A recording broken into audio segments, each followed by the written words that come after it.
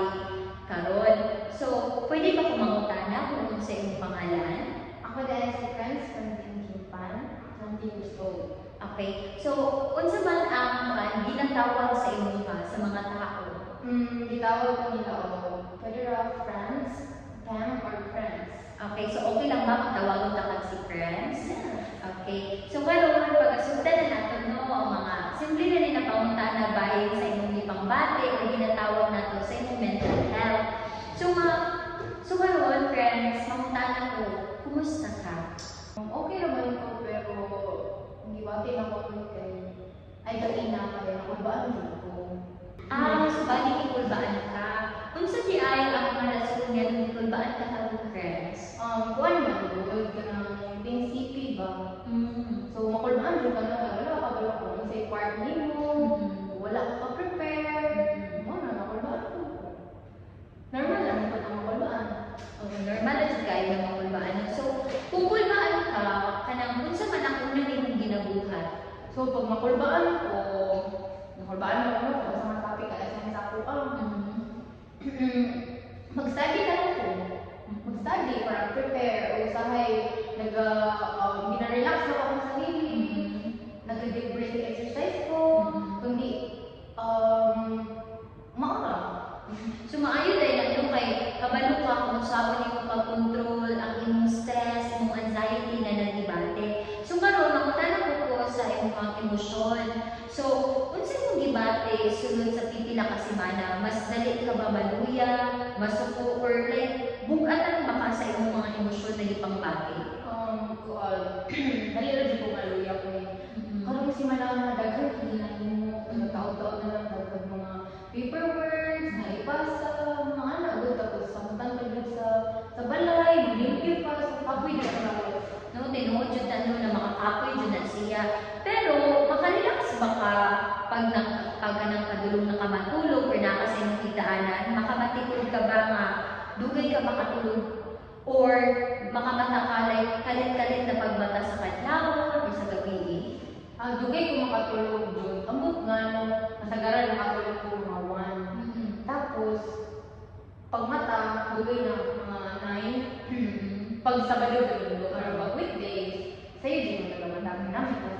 Naadyo na yung time no na kanang dili na to makontrol bahali na itong kaugalingon na buhato na to ang mga butang na dapat mag-relax sa yun dapat, di ba? So, aside anak na, kasi kung ginabuhat kung nabalaka ka or nag-worry ka, naba kayo ginabuhat nga makatabang sa imong mahintang? Pag mabalaka ko, kay halimbawa nabalaka ko sa isa pagutang, like sige ko una-una. Hindi siya mawala sa una-una kung mabalaka ko. Like overthink ko, sabay magitabo, manuwala na ako na nanimo, So, kanang pag inanak mo, nag-overthink ka, kasi yung mga like pamaagi para malingkawas ko siya ng mga ibang baso. So, ang pamaagi lang, like isolve na ko ang problem, ganun yung anak. Para makagawas ko sa stress na kanila. Mas maayo dahil kung hisgutan na to ang imong stress sa eskwelahan or sa relasyon sa uyab, sa imong friends, o sa imong pamilya. So, nag-epekto ang imong stress sa imong pagtuon o relasyon sa imong higala o pamilya? So, for example, sa uyab, example na, halimbawa, nag-away mo sa imong uyab, nag-away mo, so ma-distract jud ka, mag-study ka niya, nag-away mo dito. Ang imong attention kay murag ma-separate siya, ba dili ka makafocus sa isa ka butang kay nako kay ginauna.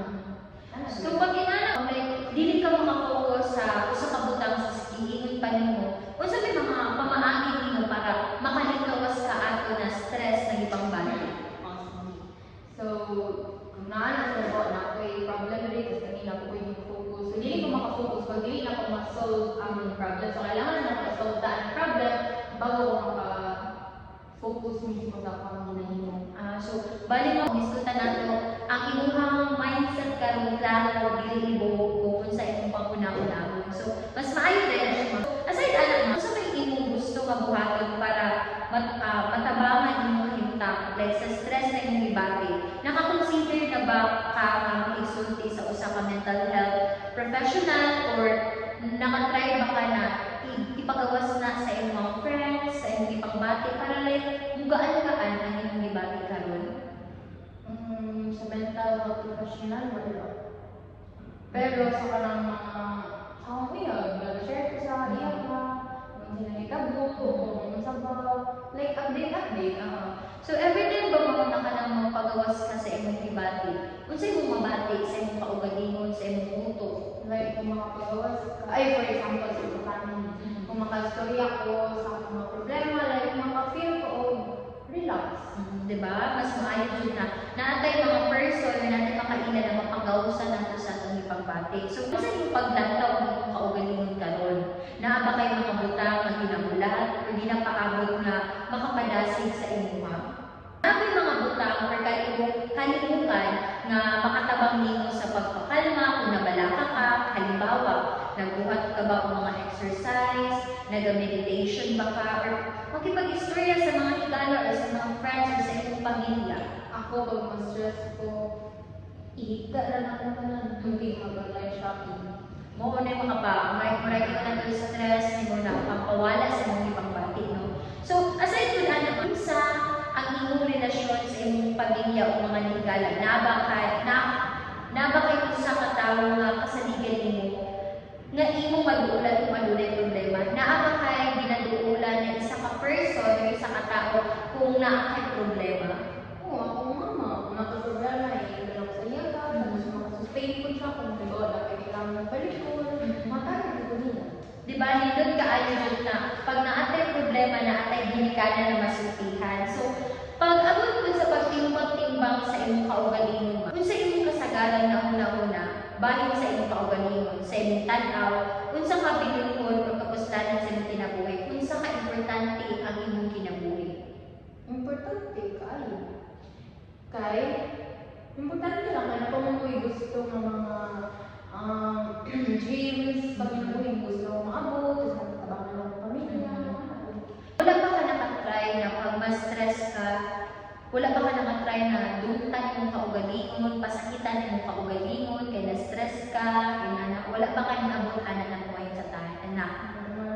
Mapansin ba ka o mga physical na pag-usab sa imong lawas o pag nagsugod ang stress o kabalakan na imong ibagi, sama sa kasakit sa lawas, kakapoy, sakit sa tiyan, or kasagaran na sakit sa ulo, every time na ma-stress ka. Ay, pag ma-stress ko, hindi juga na yung tao. Ang gano'n, like, ibang kalbaan ko, mawalan ko gana kaya ako, kung palit lang kakulba. Mawala ko gano'n. Ano, mamaluya ba ka kung stress ka? O ka nang irritable ba ka? Siyempre. Kaya kung wala'y gana ipansin o kaya naglibo po dahil mga utok ana sinasabtan, dito ka mga. So, ano na ba yung mga butang na kanunay mong ganahan buhaton sa una nga dili na nimo malinaw karon, panangitan, mga hobby, social activities, or social or school-related na activities, ma'am, na sa una ginabuhat nimo pero karon murag wala na gud milaylo na kaana. Sa una, active din ko high school, ay elementary days, like participate ko sa mga dula-dula, like badminton, tapos, karon wala lang, chill na, like, paano ko ng normal student ako, like, wala na, dili na nag-enjoy sa mga extracurricular activities. Kasi pala siya ma, kanang imong kaugaling na gustuhan na dili na kaana or niundang na kaana gumikan kay naglibo per sa stress na yung gibati. Dili man ko lang, wala ko o confidence. Ako lang ang confidence. Okay, so nasabtan dyan ako lang no? So, ako sa paanan ma'am, nakasinati ka na ba o kalit ka kahadlok or panic attack? Di kurang naglisod ka o ginhawa or nagpulog imong lawas? Kung oo po ma'am, pila mo na siya ka-beses na na-try mo na siya? Wala ko naman. Wala po naman. Mas maayo. Like, hindi ko lang na-feel like kulba lang, inanan lang. So, nabantayan ba di mo mas lisod di mo magpabilin nga nakafocus sa imong pagtuon? Nabatik ni mo madali ka ma-distract or ka po yung bisan mo sa imong buhaton? Ang sakay, like, feel ako nga kung gusto sa utok mag-stop sa cellphone ko matintag ko sa cellphone. Pag mag-cellphone ka, unsa, like example, stress ka, tapos nag-cellphone ka, unsa ang effect anak sa imong? Pag mag-cellphone? Oo. Duwi mo malagay mo kay hindi mo naman cellphone. makapaluya ba na sa imo or makahatag ba na og another stress in Another life. stress sa education mo. No, so ang usahay dito distraction ko jud niya ang cellphone. So last na mga na friends, unsa ang imong mga pangandoy o plano sa imong kaugmaon? Na ba kay plano nga makapadasig nimo sa pagpadayon sa imong journey isip isa ka estudyante? Ang gusto na ako ay, gusto na ako ay mapag-graduate, tapos mabot ako kung ano yung arts, school, and then makatawag sa akong family. Klaro kayo friends, no? Kay based sa ato ang gihimo na kanang storya diyan na nakita jud nako na bahala na akay daghan na ibabati na stress pero naako kay way na masolusyonan na siya which is mas maayo sa imong kay kabalo ka kung sa akong pag-manage sa imong stress. So daghan kaayo salamat friends, no? So kung naalam jud kay ba ayo kalimot sa imong panunganina na manghanap kag way para maligayan to siya or mas resolve to nimo. So daghan